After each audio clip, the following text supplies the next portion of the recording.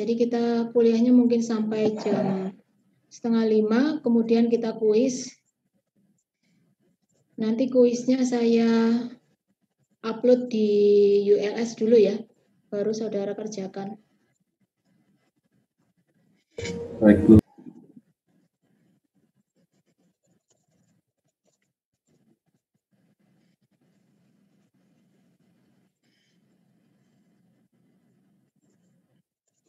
Oke, kita mulai. Jadi kita hari ini adalah masuk ke risk assessment. Risk assessment setelah sebelumnya kita belajar mengenai identifikasi ini ya, identifikasi hazard atau hazard identification.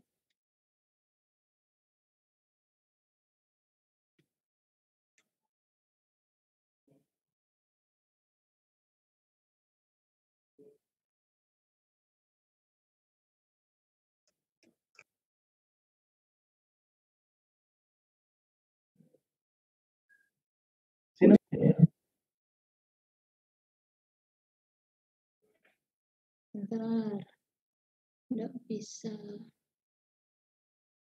Oke, risk assessment.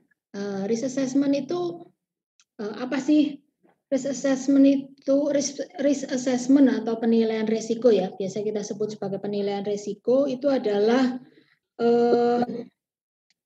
di dalamnya termasuk identifikasi kecelakaan atau insiden, identifikasi kecelakaan, lalu beserta dengan analisis konsekuensinya. Jadi kalau terjadi kecelakaan, kira-kira konsekuensinya apa? Nah, itu kita lakukan di dalam risk assessment atau penilaian risiko. Nah, identifikasi kecelakaan atau incident identification itu termasuk atau menggambarkan bagaimana sih kejadian atau bagaimana sih kecelakaan atau eksiden itu, sehingga seringkali di dalam identifikasi insiden atau identifikasi kecelakaan itu mencakup analisis kemungkinannya. Jadi kemungkinan terjadinya seperti apa. Sedangkan analisis konsekuensi itu menggambarkan perkiraan dari kerusakan. Jadi kalau risk assessment itu dua ya. Risk assessment yang dilakukan pada risk assessment adalah identifikasi kecelakaan atau incident identification sama analisis konsekuensinya. Nah, ada dua metode sebenarnya yang digunakan di dalam identifikasi di dalam risk assessment, maksud saya ada dua metode yang paling banyak dipakai pada risk assessment. Kita mencari probability-nya ya. Jadi metode untuk menghitung probability-nya atau melihat kemungkinannya itu ada dua sebenarnya. Yang pertama adalah event trees, yang kedua adalah fault trees. Jadi pohon kejadian gitu ya, kita sebut sebagai event trees.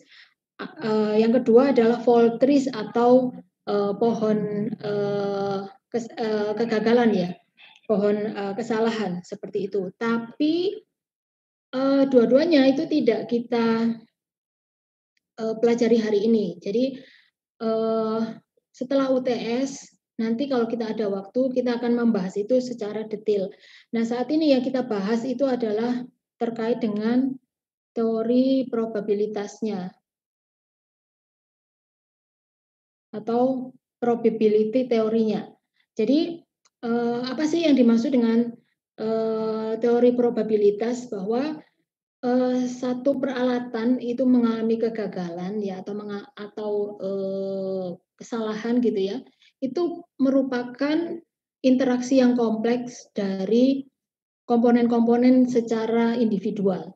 Jadi kita tidak bisa misalnya melihat bahwa misalnya terjadi kecelakaan gitu ya, kita tidak bisa hanya melihat satu komponen saja, tetapi semua komponen, karena satu kecelakaan itu merupakan interaksi yang kompleks dari komponen-komponen yang ada pada misalnya pada proses produksi.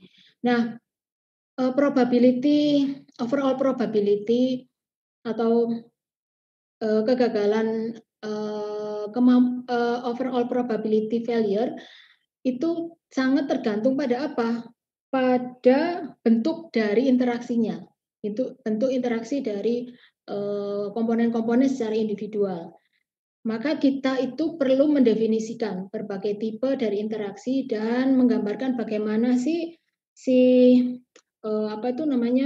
bagaimana kita melakukan perhitungan probabilitas kegagalan dari alat ini. Jadi di sini nanti intinya adalah seperti ini. Kita itu harus ini sebagai alert gitu ya, sebagai kita mesti waspada bahwa satu alat yang kita pasang itu kemungkinan bisa mengalami kegagalan. Nah, kegagalannya seperti apa? Kegagalannya itu bisa kita hitung sebenarnya. Jadi misalnya kalau alat-alat controller kita pasang. Nah, itu kita hitung dia akan mengalami kesalahan atau mengalami kegagalan melaksanakan fungsinya itu kira-kira berapa tahun sekali? Misalnya 0,2 tahun sekali gitu ya. Seperti itu yang ingin kita tahu. Nah, itu untuk apa sih? Supaya kita itu waspada bahwa ketika sudah mendekati waktunya, kita itu bisa menghindari terjadinya kecelakaan kerja karena peralatan yang tidak bisa berfungsi dengan baik. Nah, data biasanya dikumpulkan dari laju kegagalan ya pada komponen hardware tertentu. Jadi rata-rata itu komponen itu kan gagal setelah periode waktu tertentu seperti yang tadi sudah saya katakan.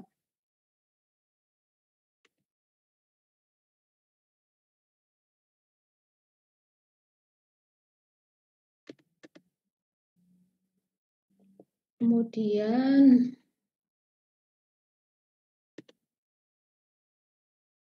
kenapa tidak bisa? Bentar ya.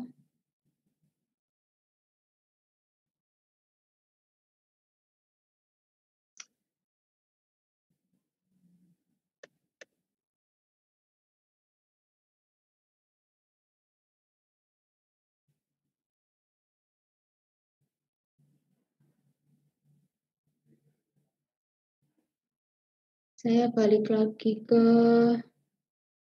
slide yang ini aja. Nah, kemudian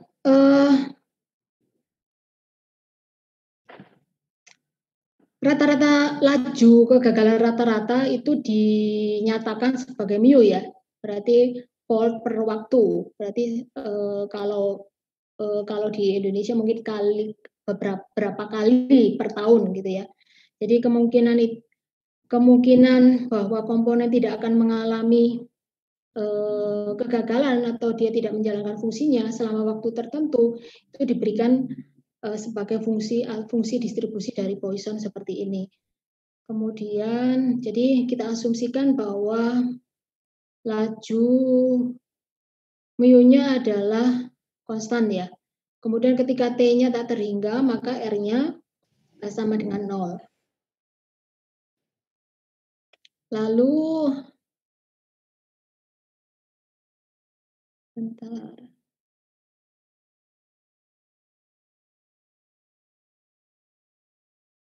Nah, ini apa itu namanya kelajuannya ya, kelajuan kejadian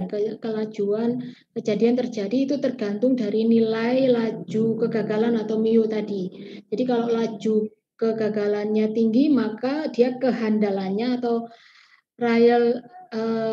reliability-nya dia akan rendah. Jadi kalau laju kegagalannya tinggi maka dia kehandalannya akan rendah.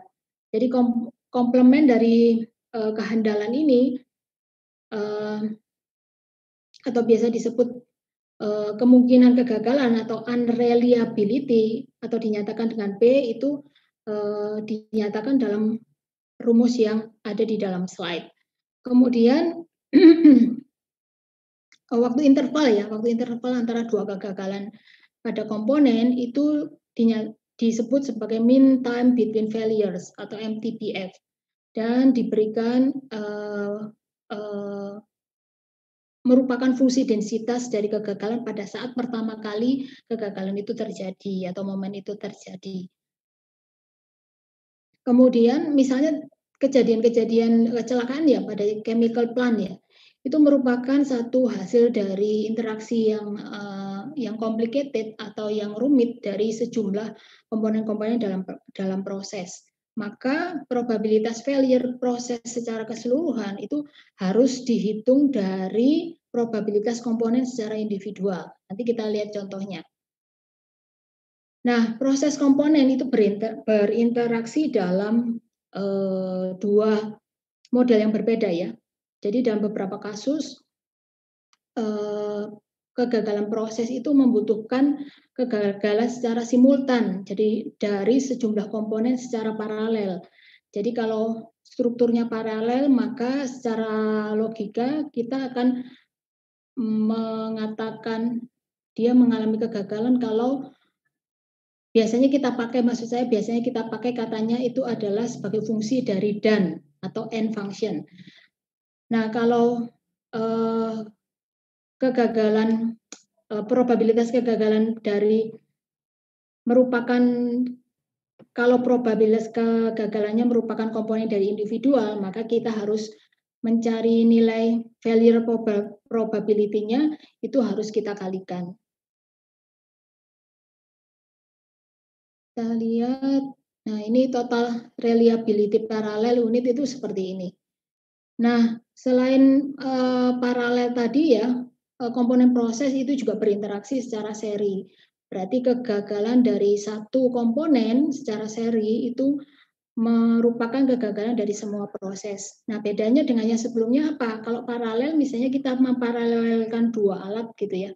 Maka kalau satu alat ini rusak, dia prosesnya kemungkinan tidak akan gagal.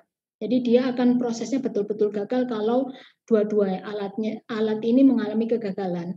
Tapi kalau misalnya secara seri, maka salah satu kegagalan dari satu komponen itu akan menyebabkan kegagalan dari proses. Jadi logikanya adalah merupakan fungsi dari atau or function. Jadi untuk komponen yang seri,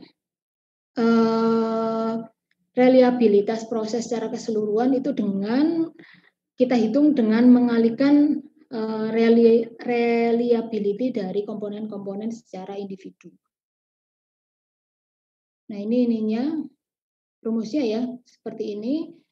Kemudian, jadi untuk sejumlah komponen itu P-nya merupakan jumlah ya, jumlah dari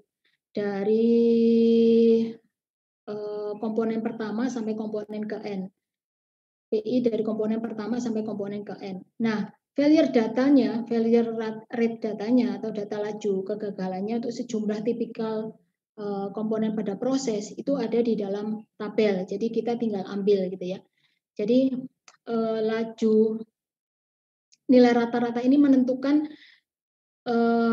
fasilitas proses kimia secara tipikal. Jadi sebenarnya nilai aktualnya itu tergantung dari ininya ya, pabriknya ya, kemudian dari konstruksi material dari konstruksinya, desainnya, lingkungan dan faktor lain. Jadi nilai ini hanya istilahnya di atas kertas, tapi walaupun di atas kertas kita harus menjadikan itu menjadi acuan bagi kita, karena itu kan membuat kita alert gitu ya, membuat kita waspada. Oh, misalnya alat saya itu secara perhitungan di atas kertas akan rusak misalnya 1 tahun sekali, akan rusak 5,5 tahun sekali, seperti itu.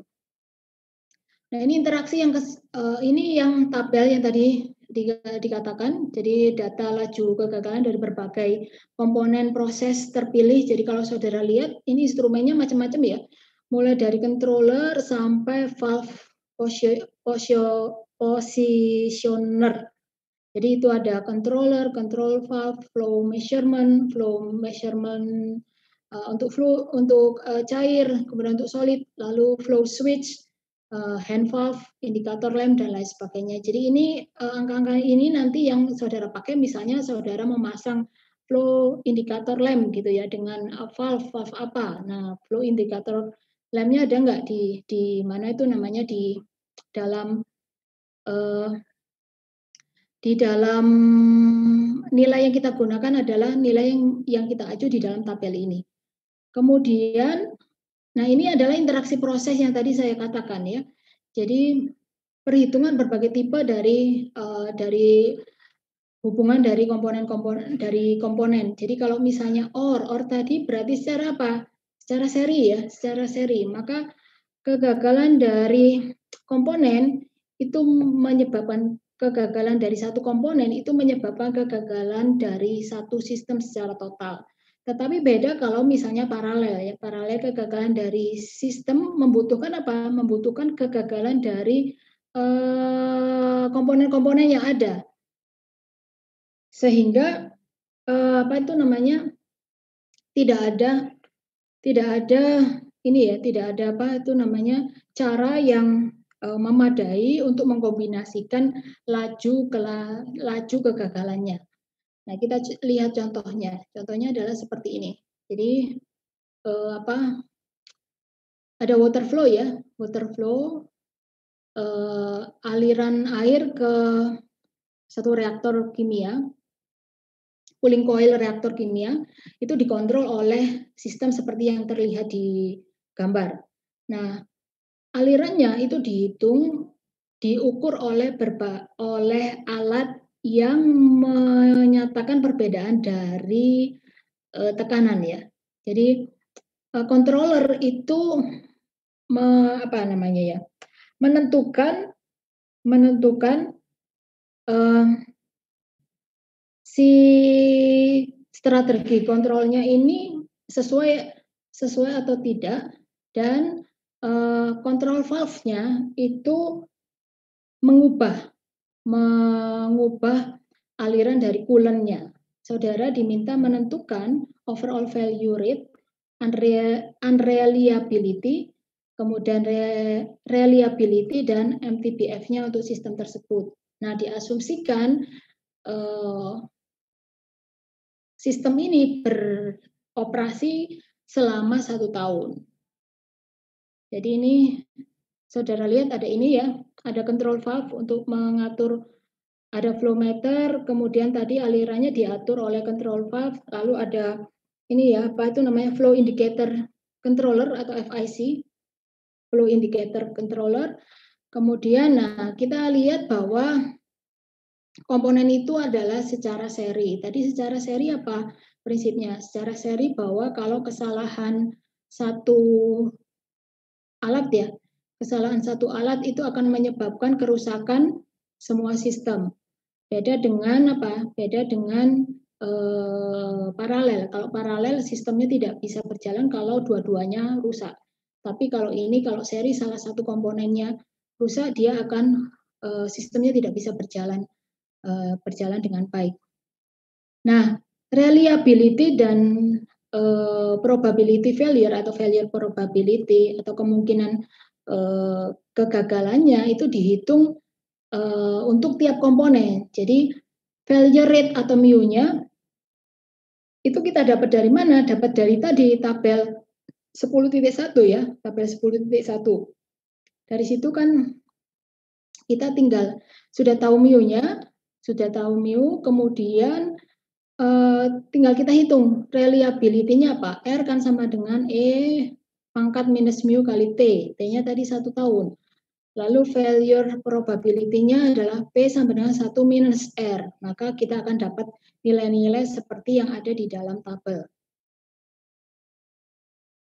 Kemudian, nah overall reliability untuk komponen secara seri kan dihitung seperti ini ya. Tadi kan sudah dikatakan merupakan hasil perkalian dari reliability setiap komponen. Jadi nilai reliability setiap komponen itu kita kalikan. Nah, yang penting di dalam sistem ini apa sih? Apa yang saudara pelajari di sini? Saudara itu mesti tahu bahwa apa sih yang harus saudara pasang, peralatan apa yang harus saudara pasang pada saat saudara menghadapi satu alat. Jadi misalnya seperti ini ya. Ini kan pompa, lalu ada flow meter, ada control valve, ada FIC atau flow indicator controller gitu ya. Bagaimana saya tahu harus pasang control valve? Bagaimana saya tahu harus pasang FIC. Nah, itu harus saudara pelajari. Nah, saya tidak tahu saudara belajar di mana. Tapi yang pasti saudara mesti tahu, ini kalau misalnya ada sistem seperti ini, saudara pasang valve-nya jenisnya apa misalnya, atau pasang controllernya apa jenisnya. Nah, itu mesti dipelajari sendiri. Karena apa? Kalau saudara tidak bisa mempelajari atau tidak tahu harus memasang alat apa, gimana kita mau menghitung apa reliability-nya, kemudian kemampu apa failure probability-nya dan lain sebagainya, seperti itu ya. Nah, ini failure probability-nya adalah P sama dengan 1 minus R, R-nya tadi sudah tahu, sehingga laju kegagalan overall-nya atau mu-nya kita bisa dapat tahu, yaitu 2,3 failure per tahun. Berarti dia kemungkinan akan gagal 2,3 ya per tahun ya dia, atau dia akan mengalami gangguan sebanyak itu setiap tahunnya. Maka MTBF-nya adalah seperti ini. MTBF-nya 1 per mu kita dapat 0,43 tahun, berarti karena itu sistem ini diharapkan dia akan mengalami kegagalan, ya bukan kegagalan, mungkin mengalami gangguan ya, mengalami gangguan rata-rata itu setiap 0,43, sekali setiap 0,43 tahun. Seperti itu. Jadi itu maksudnya kenapa kita mesti tahu ya, mesti tahu pasang alat A, pasang alat B dan sebagainya. Kemudian contoh yang kedua adalah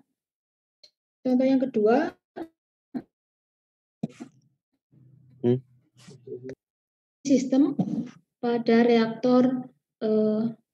Suara saya tetap dengar ya? Ini soalnya internetnya unstable. Terdengar, Bu. Ya. Jadi diagram safety system pada reaktor kimia tertentu itu diperlihatkan pada gambar di bawah. Nah, reaktor itu terdiri dari high pressure alarm untuk mewaspadakan gitu ya, sebagai alat yang untuk membuat si operator misalnya waspada gitu ya. Nah, waspada dari apa? Waspada kalau tekanan reaktornya itu pada reaktor itu terjadi tekanan yang berbahaya ya. Jadi ada satu kejadian di mana tekanannya itu naik, lalu dia berbahaya bagi sistem. Nah, besarnya tekanan itu seperti apa sih tekanan yang berbahaya itu? Nilainya berapa? Nah, itu saudara yang tahu. Jadi kalau saudara bikin reaktor misalnya, saudara kan mesti tahu ya, reaktor ini dia harus berjalan pada tekanan sekian, suhu sekian. Nah, kalau misalnya kalau misalnya saya pengen bahwa ketika dia tekanannya tiba-tiba naik, saya harus pasang alat apa sih untuk ini, untuk apa? Untuk membuat atau mencegah terjadinya kecelakaan kerja lebih lanjut atau mencegah terjadinya meledaknya si reaktor ini. Nah, itu yang mesti dipelajari ya, mesti dipelajari. Seperti tadi yang sudah saya katakan, hal-hal seperti itu yang memang harus saudara harus lihat dan harus saudara amati dari berbagai macam alat industri kimia yang saudara pelajari selama ini atau yang saudara kenal selama ini. Jadi misalnya kalau dia berhubungan dengan suhu, berarti otomatis kalau suhunya naik ketika suhunya naik dia akan mengalami kegagalan proses atau dia akan meledak misalnya. Maka kan kita harus punya controller suhu ya untuk mengontrol suhu, alat untuk mengontrol suhu. Nah, alat untuk mengontrol suhu itu apa saja sih? Macamnya apa saja? Nah, itu yang kita pasang untuk membuat si reaktor ini itu menjadi aman. Nah, kegagalan dari alat yang kita pasang itu kita hitung di dalam mata kuliah K3. Itu gambarannya seperti itu. Jadi intinya adalah seperti ini. Saudara kan nanti akhirnya di sebelum lulus kan saudara akan melakukan perancangan pabrik ya. Nah, di dalam perancangan pabrik kan saudara akan merancang alat-alat industri kimia yang membutuhkan alat kontrol supaya apa? Supaya ketika alat ini dioperasikan, dia dapat dioperasikan dengan aman. Nah, alat-alat yang saudara pasang, instrumen yang saudara pasang, bukan alat ya, istilahnya sebenarnya instrumen. Instrumen yang saudara pasang itu apa saja? Misalnya di dalam ini ya, sistem contoh yang kedua ini, dia pasang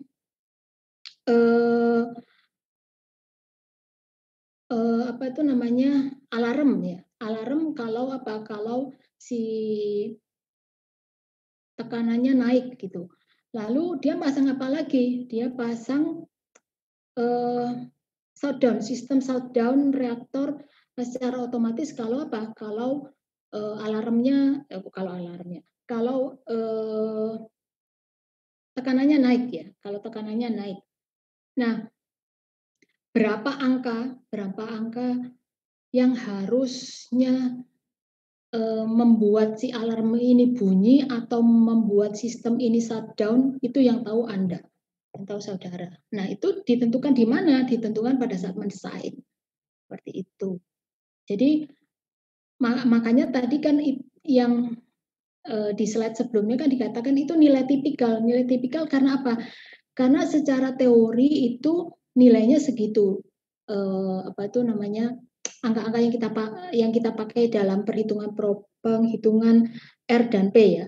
Tetapi sebenarnya kan ada faktor lain yang mempengaruhi. Jadi misalnya tadi industri, kemudian bahan dari alatnya, kemudian faktor lingkungan dan lain sebagainya. Tetapi yang prinsip yang harus saudara tahu adalah saudara mesti paham instrumen apa sih yang harus dipasang ketika apa? Ketika saudara itu punya satu alat tertentu atau punya satu reaktor tertentu gitu ya.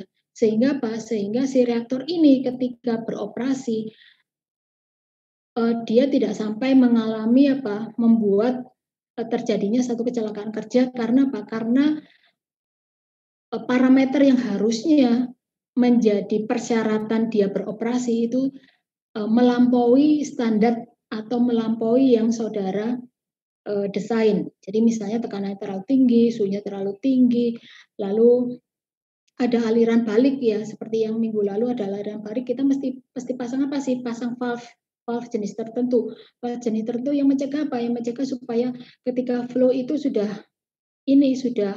masuk atau sudah ketika aliran liquid atau solvent tertentu masuk ke dalam reaktor, dia alirannya tidak balik gitu ya. Nah, lalu mesti dicari tahu juga kok bisa alirannya balik. Nah, alirannya balik kenapa? Mungkin tekanannya terjadi perbedaan tekanan yang cukup tinggi gitu antara di dalam reaktor dengan di luar reaktor atau di dalam pipa. Maka kan saudara belajar mekanika fluida ya untuk menghitung friksi dan lain sebagainya, menghitung apa istilahnya? Lupa saya. Nah, jadi setiap alat itu kan kehilangan tekanan ya, kehilangan tekanan. Setiap alat kan punya nilai tertentu kehilangan tekanan sehingga itu membuat si alat itu kadang dia tidak bisa berjalan dengan baik atau beroperasi dengan baik. Nah, di dalam kita kembali ke contoh yang kedua ini, jadi untuk sistem safety dia pasang apa? Pasang alarm sama pasang ini shutdown system ya, shutdown system secara otomatis. Jadi kalau misalnya suhunya tinggi, itu sistemnya akan mati gitu ya. Nah, sistem ini diaktifkan pada tekanan di mana sistem alarmnya, di mana tekanannya itu lebih tinggi dari yang ada dalam sistem alarm.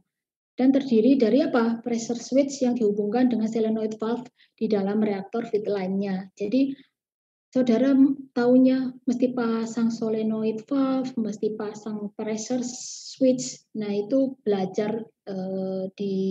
mesti belajar sendiri rasanya ya.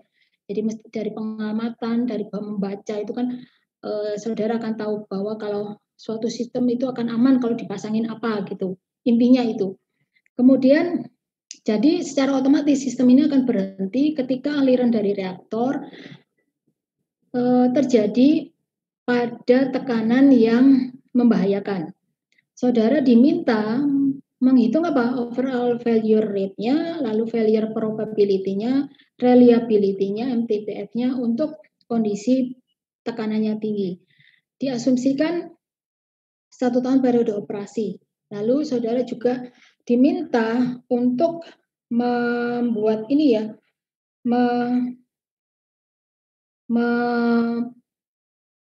mengembangkan ekspresi untuk overall failure probability berdasarkan pada probabilitas kegagalan komponen atau komponen failure probability. Nah, alatnya kan ini. Jadi kalau saudara lihat itu ada PIC ya, atau pressure indicator controller, lalu ada valve di situ, lalu ada pressure switch. Nah, itu kalau saudara lihat alarmnya akan bekerja pada saat apa? Kalau pada saat P-nya lebih tinggi atau lebih besar dibanding dengan PA. Nah, itu ada pressure indicator alarm, PIA ya, satunya PIC.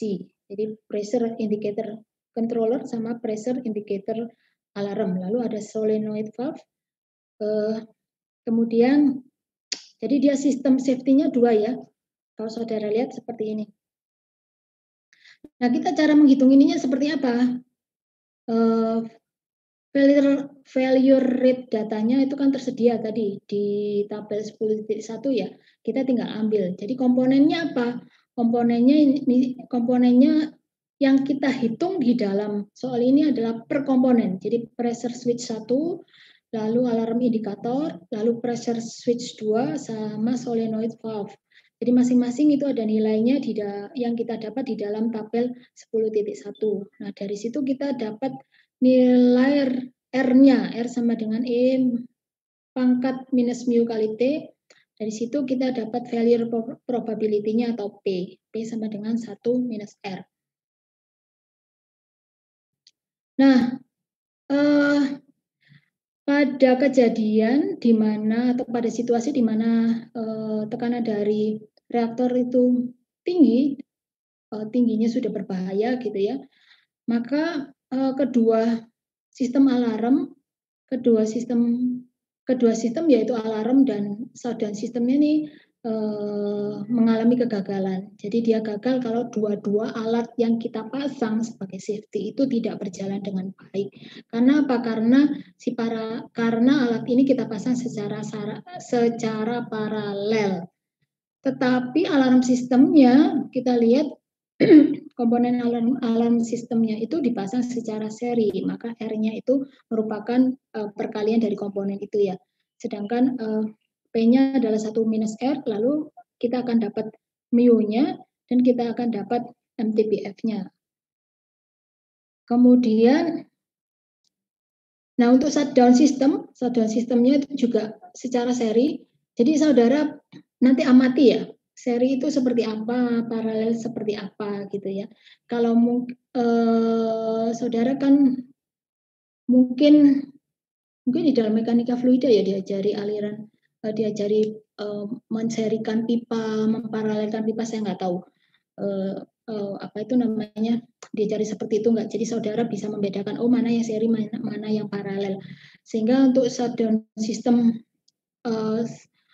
sistem komponennya juga secara seri kita hitungnya R-nya merupakan perkalian dari masing-masing ini ya, masing-masing komponen.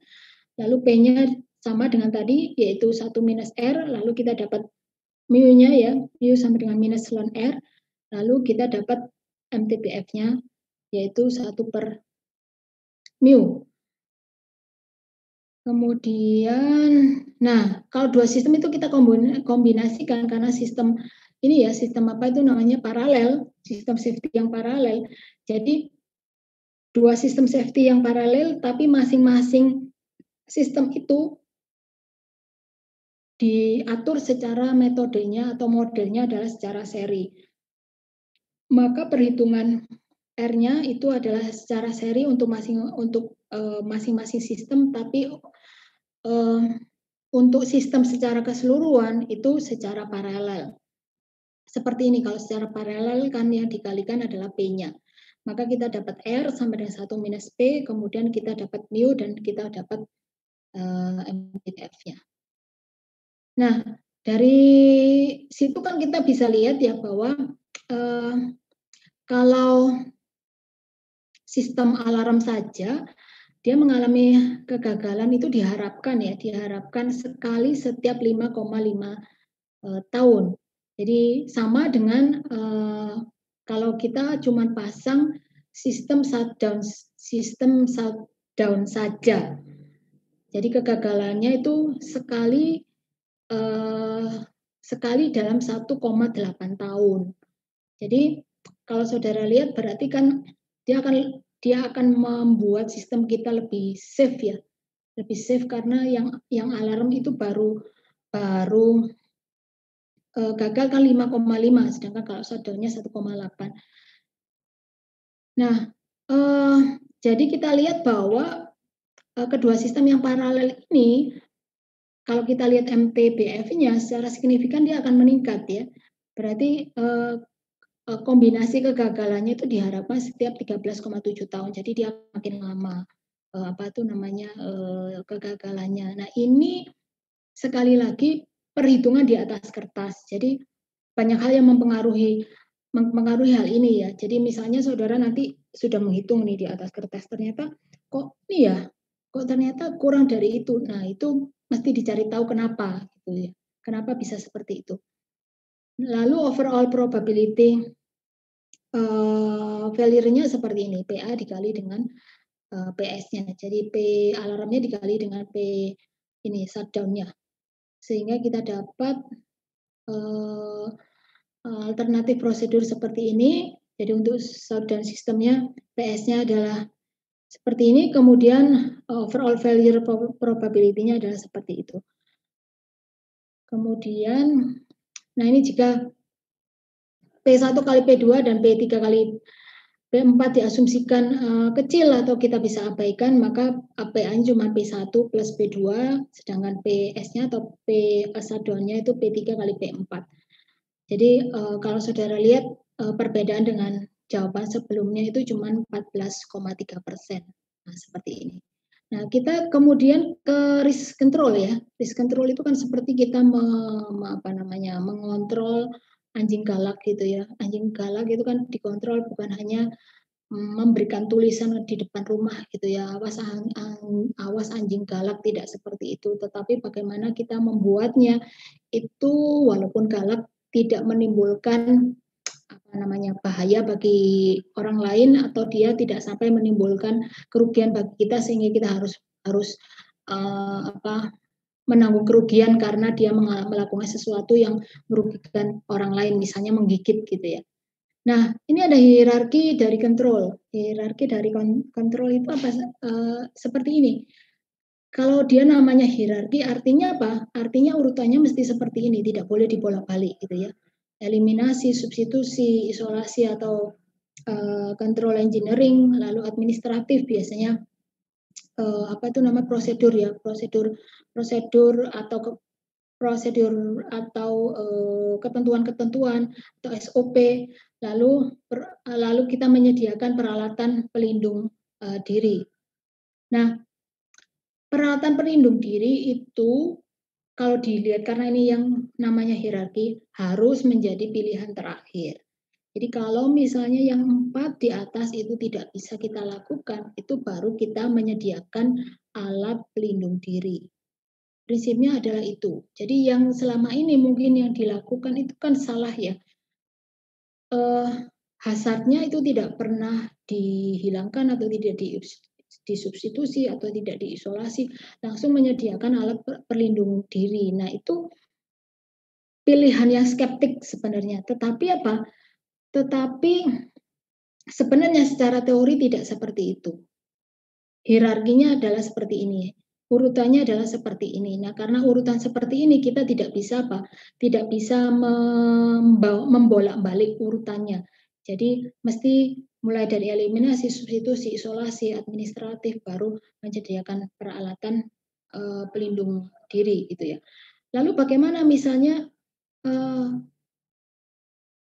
alat pelindung dirinya sudah sudah ada nih, kita boleh nggak memakai alat pelindung diri itu bersama dengan kontrol yang lain, mulai eliminasi sama SOP, boleh gitu ya.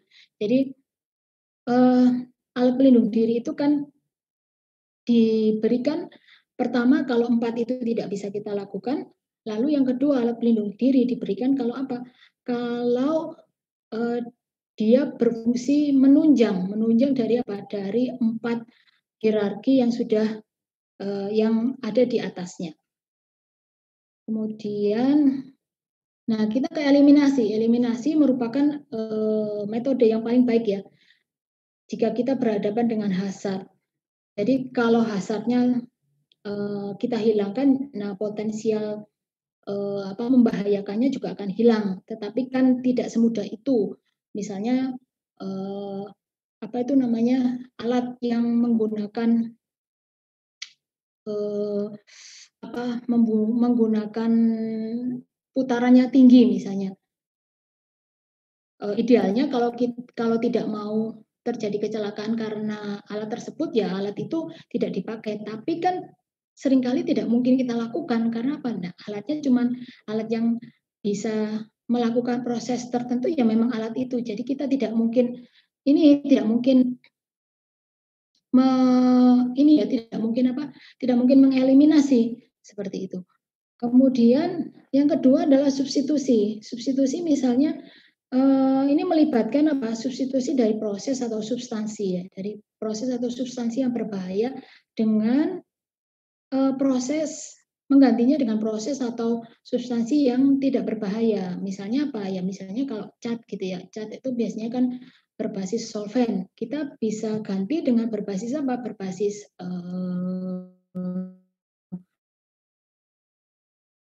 air misalnya, bisa seperti itu. Atau yang lain yang berhubungan dengan, industri kimia, solvent yang, toksik misalnya kita ganti dengan yang lebih tidak toksik, bukannya tidak toksik sama sekali, lebih tidak toksik. Tetapi memang kalau substitusi ini, eee, kita tidak bisa seperti eliminasi ya, kalau eliminasi kan benar-benar hilang, tetapi kalau substitusi tetap ada resiko yang akan, yang harus kita tanggung gitu, meskipun resikonya itu lebih kecil. Kemudian, isolasi atau engineering control, jadi kita memisahkan atau mengisolasi, apa itu namanya, hazard dari orang di sekitar. Jadi misalnya kalau kalau mesin dengan putaran yang tinggi gitu ya, ada bagian yang berputar tinggi itu kan biasanya dikasih pagar gitu ya, dipakai pagar sehingga dia memisahkan antara orang di sekitarnya dengan mesin tersebut. Eee, Metode ini tentu saja masih memiliki, eee, masalah, masih bisa menimbulkan masalah karena apa? Karena hazardnya memang tidak dihilangkan, seperti itu. Nah, guard atau peralatan separasi itu biasanya, apa itu namanya, pada resiko pas tetap menimbulkan resiko karena apa? Seringkali dia di ini ya, dihilangkan gitu ya, dihilangkan atau mungkin, dielakkan. Jadi misalnya ada guard guard lainnya gitu, ada garis-garis, garis-garis kuning atau gimana gitu untuk supaya si, pegawai itu safe berjalan di situ, tapi pegawainya mengelakkan itu, tidak mau berjalan di guard rail-nya. Nah, seperti itu. Itu, isolation atau engineering control seperti itu, tetap memiliki resiko, terjadinya hazard. Lalu, administration ya, biasanya melibatkan modifikasi dari apa, kemungkinan-kemungkinan, terjadinya kecelakaan. Jadi kita bisa melakukan dengan apa, menurunkan jumlah orang yang terekspos, bahaya, kemudian menurunkan, waktu tereksposnya, lalu menyediakan training bagi, orang-orang yang terekspos hazard. Jadi kalau dia misalnya bekerja pada tadi alat yang berputar tinggi, maka kita training supaya dia apa, dia, sebisa mungkin tidak mengalami kecelakaan akibat apa, akibat, mmm, bekerja bersama dengan alat yang berputar tinggi tersebut. Atau misalnya yang ini ya, yang apa itu namanya, eee yang orang yang bekerja pada suhu tinggi gitu, suhu tinggi. Nah, dia kan perlu kita lakukan training supaya apa, supaya dia menyadari, menyadari situasi dan kondisi di mana tempat dia bekerja. Maka dia sebisa mungkin kita melakukan SOP yang kita buat. Jadi administration ini berhubungan dengan SOP. Nah, untuk menurunkan atau meningkatkan safety, menurunkan kecelakaan kerja, meningkatkan safety, maka kan biasanya dibuat SOP ya. Nah, men-training orang untuk apa sih? Untuk supaya dia bisa melaksanakan SOP dengan baik. Kemudian yang terakhir adalah ini, peralatan pelindung diri ya. Jadi ketika semua, tadi sudah saya katakan, ketika semua metode kontrolnya itu tidak bisa kita lakukan, maka kita bisa menggunakan alat pelindung diri. Kemudian atau untuk meningkatkan kontrol ketika apa? Ketika kita menggunakan metode lain yang di dalam hierarki ini jauh lebih tinggi dibanding dengan menyediakan alat pelindung diri. Misalnya apa? Substitusi. Substitusi kita bisa ini nih, bisa tambahin dengan pemasangan alat pelindung diri. Jadi prinsipnya adalah apa? Hierarki itu mesti diinikan dulu ya, mesti dilakukan dulu. Dilihat kemungkinannya bisa dilakukan atau tidak. Eliminasi kemungkinannya bisa enggak, kalau tidak bisa dilakukan ya ke bawahnya, substitusi. Kalau substitusi tidak bisa dilakukan, yang bawahnya lagi gitu ya. Lalu kalau tidak bisa dilakukan lagi eee, yang bawahnya lagi, substitusi nggak bisa, isolasi tidak bisa. Oh, misalnya isolasi bisa, karena itu di hierarki yang ketiga. Lalu untuk membantu meningkatkan safety, ketika kita melakukan isolasi ditambahin apa? Ditambahin alat pelindung diri. Nah, itu boleh seperti itu. Atau misalnya isolasi tidak bisa, maka kita pakai SOP aja gitu, pakai SOP. SOP ditambah dengan alat pelindung diri, bisa nggak? Bisa, seperti itu. Jadi pilihan-pilihan yang diputuskan itu harus mencakup dari hierarki yang pertama, kedua, ketiga, keempat, baru yang terakhir. Jadi tidak boleh terakhir yang dulu yang dilakukan, seperti itu. Itu kuliah hari ini ya. Nanti saudara kalau ada yang mungkin belum jelas, di kuliah ini, saudara bisa menanyakan menanyakan via email atau saudara nanti bisa menanyakan waktu kita kuliah lagi, gitu. Nah, saya berbicara mengenai kuis ya. Kuisnya itu ada 4 soal. Soal pertama saudara seperti biasa kasus kecelakaan kerja saudara mencari inisiasi, kemudian propagasi dan terminasinya. Kedua terkait, bagaimana membuat safety pada satu alat. Kemudian yang ketiga adalah, berhubungan dengan ini ya, gambar ya.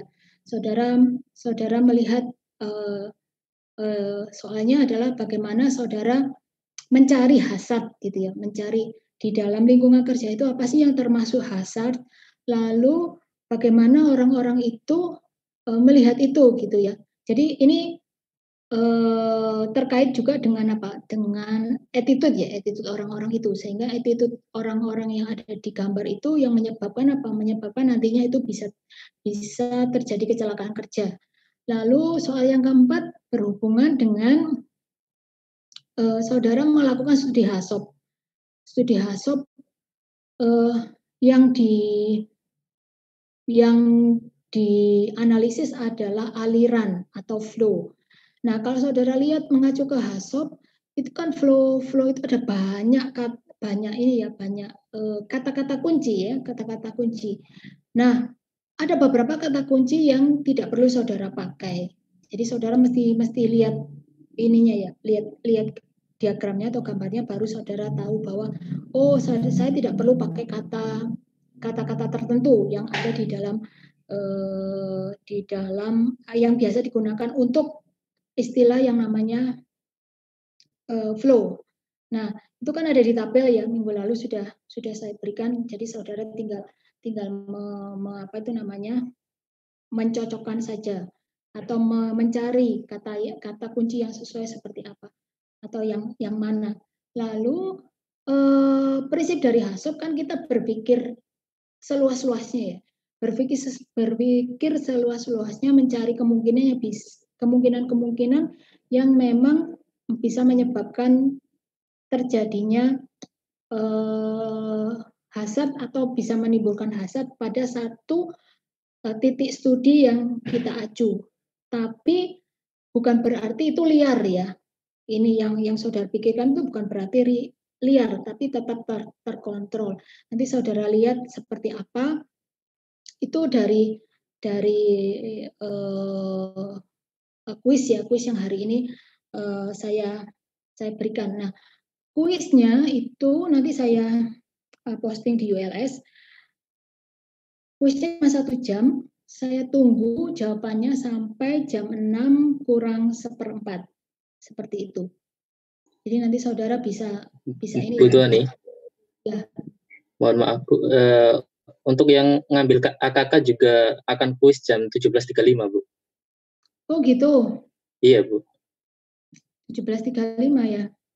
Iya, untuk yang ngambil AKK. Itu bisa di ini sih, bisa dikerjakan cepat sih. Nah, saya tunggu sampai ini, sampai 6.45. Ini masih 4.38 ya. Saudara kalau bisa cepat bisa mengerjakan. Jadi jawabannya nggak panjang-panjang sebenarnya. Saudara kalau bisa menganalisa itu langsung bisa dikerjakan dengan cepat. Itu ya dari saya ya. Ya, Jess. Bu, jawaban kuisnya ditulis di kertas apa ya, Bu? Bisa di kertas sendiri. Tapi ke saya nanti dalam bentuk PDF ya. Iya, Bu. Terima kasih. Atau langsung misalnya saudara di situ mau ngetik di situ boleh, ketik di ini di soal. Tapi kan soal saya juga dalam bentuk PDF gitu. Ketik di situ kemudian balikan ke saya dalam bentuk PDF juga. Ya seperti biasa. Kalau saya bikin dokumen baru Word jawaban dari kuis gitu berarti tidak masalah ya, Bu? Nggak apa-apa. Oke. Terima kasih, Bu. Oke. Sudah ya, nggak ada pertanyaan ya? Kita kuis ya? Iya, Bu. Oke. Kalau 6 kurang 1/4 berarti saudara harusnya lebih dari ini sih. Lebih dari sejam ngerjainnya. Oke, saya stop share, saya end meeting ya. Ya, makasih Bu. Makasih, Bu. Makasih Bu. Pertanyaan dari Feren. Pompa enggak? Pompa tidak dihitung reliabilitasnya. Yang dihitung hanyalah alat-alat yang dipakai untuk membuat pompa itu safety. Oh iya, makasih Bu.